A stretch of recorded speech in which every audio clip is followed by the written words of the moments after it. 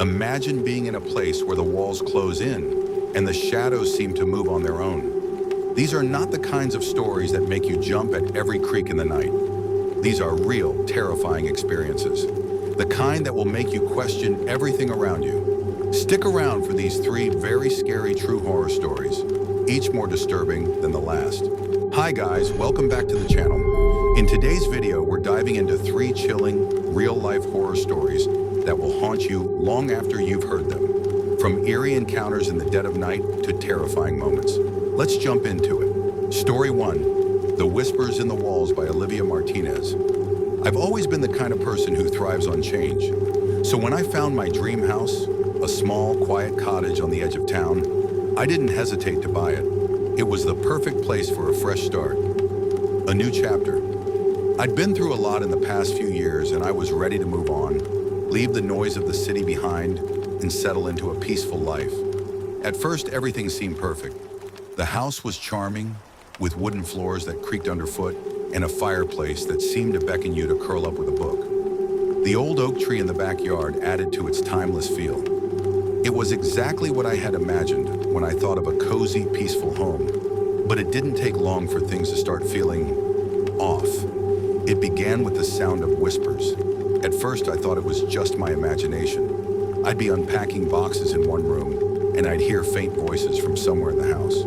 I chalked it up to the house settling. After all, it was an old building, but the whispers persisted, always just out of reach. Sometimes I'd hear them late at night, barely audible, like soft murmurs behind the walls.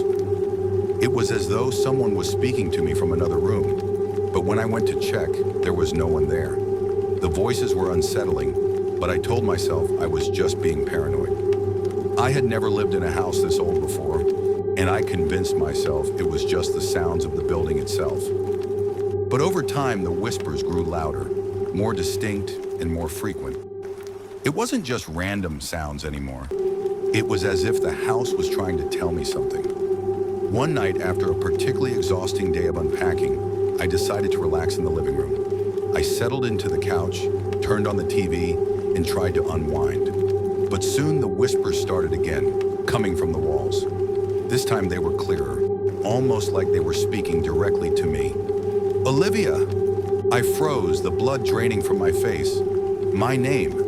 It was coming from the walls, as though someone was standing just on the other side, calling me. I stood up quickly and walked to the wall, my heart pounding. I pressed my ear against it, but all I could hear was the sound of my own breath, heavy in the stillness of the room. But then a soft, raspy voice broke the silence again. Olivia! Get out! I pulled away from the wall, startled. My pulse raced, and I could feel the hairs on the back of my neck standing up. I turned to look around the room, but there was no one there. Just the empty house, the flickering light of the television, and the unsettling silence that followed the whispers. At that moment, I knew something was wrong. This wasn't normal. Something in this house wanted me gone. The next few days, I tried to ignore the voices. I'd tell myself that it was just my imagination running wild. But no matter how hard I tried to convince myself, I couldn't shake the feeling that something was watching me. The whispers didn't stop. They were there in every room, every corner, like a presence I couldn't escape. I decided to do some digging, to try to figure out if there was any history behind the house that might explain what was happening. I visited the local library and asked around town. It didn't take long for the pieces to fall into place. The house had a dark past, one that the previous owners hadn't been willing to talk about. It had been abandoned for years before I moved in. The land it sat on had once been the site of an old asylum, and there had been rumors about strange, unexplained events happening there long before I arrived. People whispered about patients who had died under mysterious circumstances, about staff members who had disappeared without a trace. The more I learned, the more the whispers in the walls made sense. They were coming from the house itself, an echo from the past. The walls had absorbed the stories of pain, fear, and torment that had unfolded within them. And now those voices were reaching out to me, trying to tell me something. I started to experience strange occurrences at night. The whispers would grow louder, sometimes turning into frantic, desperate cries. I'd hear footsteps in the hallways when I knew no one else was home. The lights would flicker, and doors would creak open on their own. Every night I felt like I was being watched, as though something was lingering just beyond the reach of my sight. Then one evening, I heard something that froze me in my tracks. The whispers came again, but this time, they weren't from the walls. They were coming from the attic. I hesitated for a moment, but something inside me told me I had to go up there. It was as if the house was calling me, urging me to uncover the truth. I grabbed a flashlight and slowly made my way to the attic. The door creaked open, revealing a dark, dusty space. The air was thick with the scent of old wood and mildew. As I stepped inside, the whispers grew louder, now unmistakably clear. "Olivia, you shouldn't have come." I turned toward the source of the voice, and there, standing in the corner of the attic, was a figure, a shadowy figure, barely visible in the dim light. It was tall, with a hunched posture, and its face was obscured by darkness. The air grew cold around me, and I could feel my heart pounding in my chest. I didn't know what to do. I wanted to run, but my legs wouldn't move. The figure took a step forward, and I could hear the soft scraping of its feet on the floorboards. The whispers intensified, and I could feel my breath quickening. "Leave now, Olivia," the figure whispered, its voice like gravel being scraped across stone. "Leave before it's too late." I didn't need to be told twice. I bolted from the attic, slamming the door behind me. The whispers followed me, growing fainter with each step, until they were nothing but a distant echo. I ran out of the house, never looking back. To this day, I don't know who or what I encountered that night. But I know one thing for certain. The house wasn't just old. It was haunted by something far darker. And whatever was in those walls didn't want me there. I never went back. I left everything behind. The house, the furniture, the memories. I couldn't stay in a place that had so much evil buried within it. Some houses aren't just homes. They're prisons, holding on to the past with a vice-like grip. And some voices should never be heard. Story 2, The Midnight Hitchhiker by Ethan Walker. It was a late summer night when I decided to take the long way home. I'd been visiting some friends at a party about an hour outside of town, and though I didn't drink much, I stayed longer than I intended. The roads were quiet, and the stars shone brightly above me as I cruised down the country highway, the hum of my car's engine the only sound breaking the silence of the night. I had always been the type of person who believed in doing good for others. I figured a simple act of kindness could make a difference, and who knows when someone might need help. That's why, when I saw the figure standing by the side of the road, thumb raised in the universal sign for a ride, I didn't hesitate to pull over. The man was young, probably in his early 20s. He looked disheveled, his clothes worn and dirty, as though he had been walking for miles.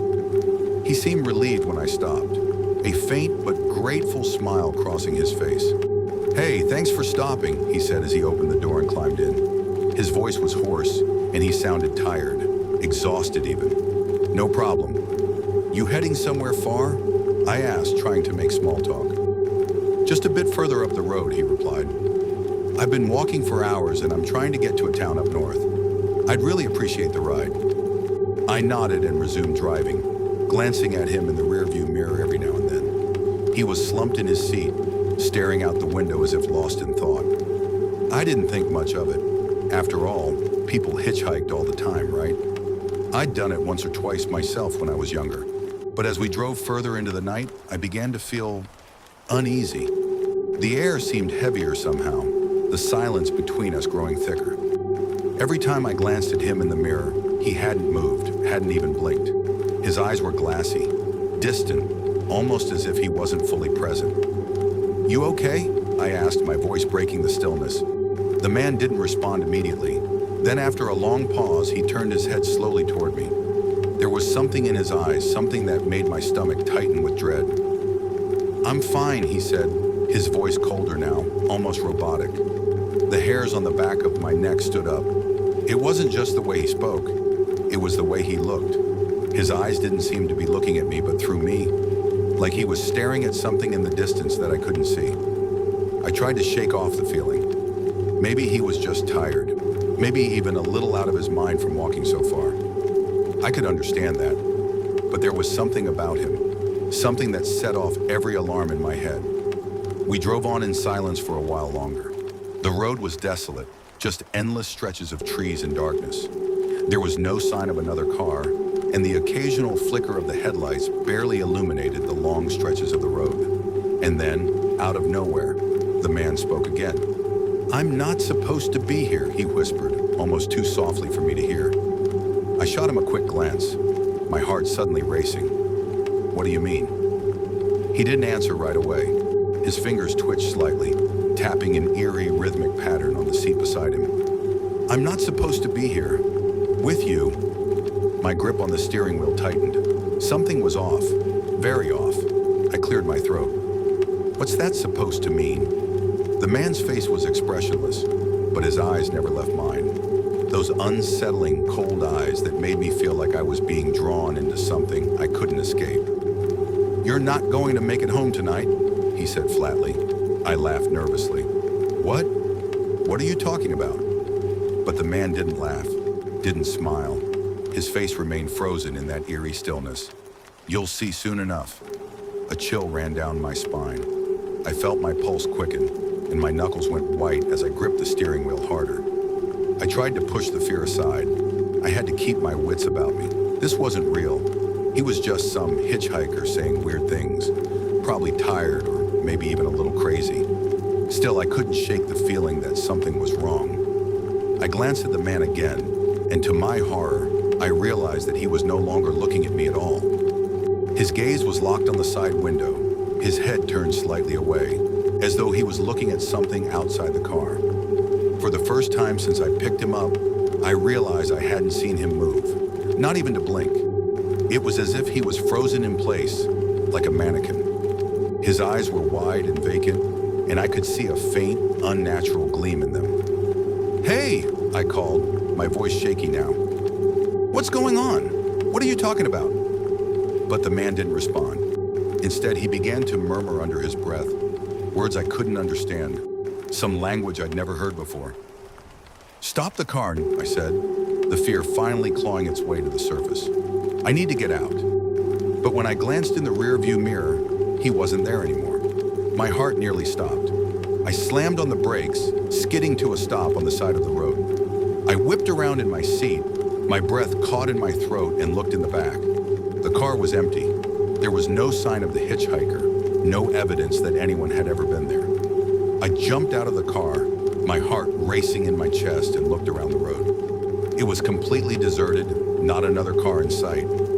I walked around the car, hoping to find him, but there was no sign of him anywhere. I checked my watch, confused. It was only a few minutes since I'd stopped, but my mind was a whirlwind of confusion. Had I imagined it all? Had I hallucinated the entire encounter? I got back in the car, my hands shaking as I started the engine again. I didn't know what to think, but I had to get home. As I drove off, the only sound was the hum of the engine. The headlights illuminated the empty road ahead, and for the first time that night, I felt an overwhelming sense of dread. What had happened? Who had that man been? Was I just losing my mind? And then, just as I was starting to believe it had all been some bizarre dream, I glanced at the rearview mirror one last time. In the reflection, sitting in the back seat, was the hitchhiker, his cold eyes locked on mine. But this time he didn't speak. He didn't need to. I could hear his voice clearly in my mind. "You'll never escape." Story 3, The Forgotten Guest by Ava Thompson. It was the last leg of my cross-country road trip when I stumbled upon a secluded inn on the outskirts of a small town. The sun had set hours ago, and I was feeling exhausted. My body ached from the long drive, and the idea of a warm bed and a good night's sleep seemed like heaven. The inn was tucked away at the end of a long, winding road, surrounded by thick trees and the eerie stillness of the night. The only sign that it was even open was a dim light glowing from the front porch. A hand-painted wooden sign swayed in the breeze. The Riverside Inn. It looked like something straight out of an old horror movie. Small, creaky, and seemingly forgotten by time. I didn't think twice. It was late, I was tired, and I needed rest. I pulled into the gravel parking lot, the headlights briefly illuminating the stone facade of the building. The only sounds I could hear were the rustling leaves and the distant hum of the wind. As I stepped out of the car, I felt a shiver run down my spine. Not from the cold, but from an odd feeling that something was off. But I ignored it. I was tired and I just needed a bed. The front door creaked open when I knocked, revealing an elderly woman with a kind face and tired eyes. She introduced herself as Margaret, the innkeeper. Her voice was soft, but there was something about it that didn't quite match the warm smile she gave me. It felt too rehearsed, as if she was used to hiding something. "Good evening, dear. I'm sure you're tired. We don't have much traffic through here, but we do have a room available. Just one, I'm afraid, but it's all yours," she said, ushering me inside. I followed her through a dimly lit hallway. The air was heavy with the scent of must and old wood, and the floorboards creaked beneath our feet. Margaret led me to room 4, which she mentioned was the only room available for the night. I was too tired to care. She handed me the key and I thanked her before retreating into the room. Room 4 was quaint, nothing extravagant, but it had a vintage charm. The bed was made with old-fashioned linens, and the furniture was a little worn, but it was clean. I looked out the window to see a view of the river in the distance. It was peaceful, quiet, exactly what I needed after hours of driving. I unpacked my things and took a shower, trying to shake off the weariness from the long journey. The water was lukewarm, but I didn't mind. It felt good to relax. I changed into my pajamas and sat on the edge of the bed, staring at the soft glow of the bedside lamp. As I sat there, something nagged at the back of my mind, the feeling that something wasn't quite right. I chalked it up to being overly tired and dismissed it. But just as I was about to turn off the light and drift off to sleep, there was a knock at the door. Who could that be? I muttered to myself. Margaret had already given me the key and had left me to my own devices. I wasn't expecting any visitors. I hesitated but then stood up to answer. When I opened the door, I was taken aback. Standing in front of me was a man, young, maybe in his early 30s, with disheveled hair and a tired expression. His clothes were simple, but they were stained, as though he had been traveling for a while.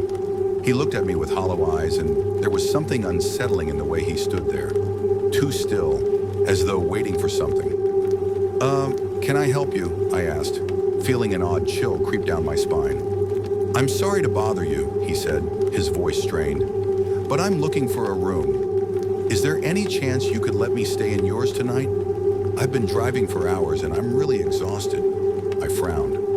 "Well, I was just told there was only one room available for the night, and it's already taken." The man didn't move, just stared at me, and something in his gaze made my heart race. There was a long pause before he spoke again. "Are you sure there's no room? Just for the night?" His voice was soft, pleading almost, and I could feel myself beginning to grow uncomfortable. "Yeah, sorry, but I really don't think..."